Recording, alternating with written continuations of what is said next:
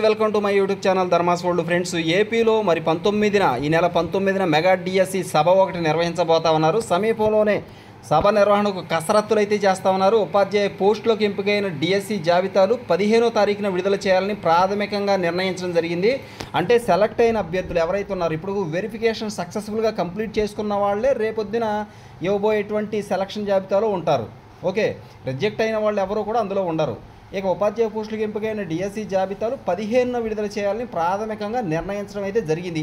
ఇప్పటికే సర్టిఫికేట్ల పరిశీలన పూర్తి కాగా 18 మంది అభ్యర్థుల పరిశీలన మంగళవారం కూడా పూర్తయింది. అంటే మిగిలిన వాళ్ళ సర్టిఫికేట్ల పరిశీలన కూడా మంగళవారంతో పూర్తయిపోయింది. ఈ ఉద్యోగాలకు అర్హులుగా భావిస్తున్న వారి జాబితాలను మరోసారి పరిశీలిస్తున్నట్టు తెలుస్తుంది. అంటే ఇప్పటి వరకు కంప్లీట్ అయిపోయిన వాళ్ళ యొక్క జాబితా కూడా తయారైపోయింది. దాన్ని మరలా చెక్ చేస్తూ ఉన్నారు. అన్ని జిల్లాల డిఈఓలు ఆర్జేడీలను మంగళగిరిలోని విద్యాభవన్కు తీసుకొచ్చి సోమవారం ఈ ప్రక్రియ ప్రారంభించడం జరిగింది. లిస్టులు ఏదైతే లిస్టు తయారు చేశారో ఫైనల్ సెలక్షన్ లిస్ట్ అంటామో ఆ సెలక్షన్ లిస్టులో ఎవరైతే సర్టిఫికేట్లు వెరిఫికేషన్ కంప్లీట్ చేసుకున్నారో వాళ్ళు మాత్రమే ఉంటారు. ఆ లిస్టులన్నీ కూడా మరలా ఒకసారి డిఈఓస్ ఆర్జేడీస్ అంతా కూడా విద్యాభవన్లో మరి వాటిని వెరిఫై చేయడం అనేది జరుగుతూ ఉంది 2 రోజుల నుంచి. 2 రోజుల్లో ఈ పరిశీలన పూర్తయిన తర్వాత జాబితాలను జిల్లాలకు పంపించి డిఎస్సి కమిటీలతో సంతకాలు కూడా చేయిస్తారు. అంటే ఆయా జిల్లాలకి ఏ జిల్లాకి ఆ జిల్లా డిస్ట్రిక్ట్ సెలక్షన్ కమిటీ ఉంటుంది కదా, ఆ కమిటీకి మరి కలెక్టర్ ఉంటారు, కన్వీనర్ ఉంటారు, అందరూ ఉంటారు కదా, మెంబర్స్ ఉంటారు. వాళ్ళందరితో సంతకాలు చేయించి ఆమోదింపజేస్తారు. ఆ తర్వాత 15వ తారీఖున జరుగుతుంది ఇదంతా కూడా.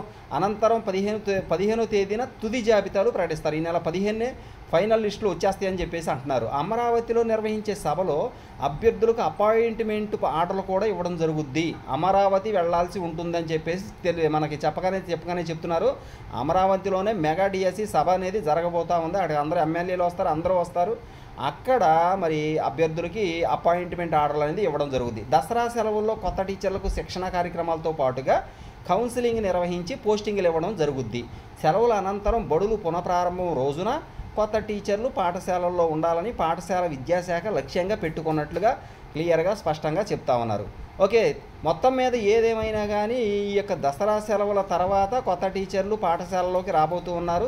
ఈ దసరా సెలవుల్లో నిజంగా దసరా ఈ 16,500 మందికి ఎందుకనంటే కంపల్సరీగా వాళ్ళకొక మరి ఇక మీటింగ్ ఏదైతే జరగబోతూ ఉందో దాని అనంతరం వాళ్ళకి పోస్టింగ్స్ కూడా దసరా సెలవులకు ముందే ఇవ్వడం జరుగుతుంది.